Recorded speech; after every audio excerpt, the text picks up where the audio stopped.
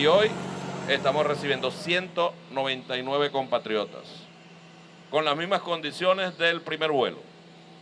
Sabe Venezuela y sabe el mundo que nosotros no somos cómplices de ningún tipo de delito. Lo que nos vamos es a condenar a los venezolanos solo porque esa es la narrativa que quieren imponer.